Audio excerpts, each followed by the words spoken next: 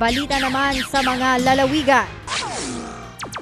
Pinirmahan na ni Pangulong Bongbong Marcos Jr. ang Negros Island Region Act. Sa ilalim ng RA 12000, kabilang sa isasama sa panibagong rehiyon ang mga probinsya ng Negros Occidental, Negros Oriental at Siquijor. Makatutulong ang bagong batas sa pagpapalakas ng socio-economic activity sa rehiyon. Samantala, hinikayat ng Presidential Anti-Organized Crime Commission o PAOK ang mga lokal na pamahalaan na palakasin ang kampanya laban sa iligal na pogo sa bansa. Ayon po kay PAOK spokesperson Winston Casio, makatutulong kung mismong ang Department of Interior and Local Government ang tatawag ng pansin sa mga local chief executives upang madaling mahanap ang mga umunay scam farms sa bansa. Sa datos ng PAGCOR, aabot sa 250 Philippine Offshore Gaming Operators o POGO ang patuloy ang operasyon kahit walang lisensya.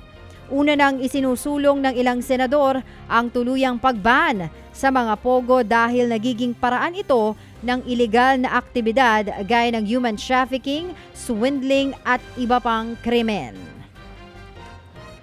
Wala namang awang pinagahampas ng Florera hanggang sa mamatay ang isang may-ari ng resort sa Bawan, Batangas. Nakunan pa sa CCTV footage ang lalaking ito na nakataklob ng kumot na akmang sumisilip sa likod ng pader kung saan may isang babaeng natutulog.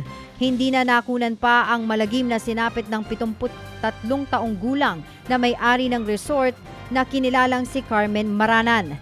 Hinala ng mga kaanak ng biktima na posibleng dating tauhan ng biktima ang nasa likod ng krimen.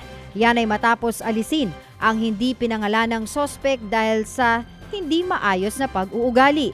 Suspetsya pa ng pamilya ng biktima, may kasabwat na iba pa ang naturang salarin. Yan ay matapos mawala ang cellphone at bag na naglalaman ng 30,000 piso.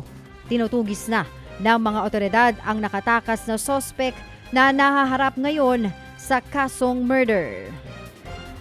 Ted Filon at DJ Chacha ngayon nasa Radyo 5 92.3 News FM Monday to Friday 6 to 10 a.m.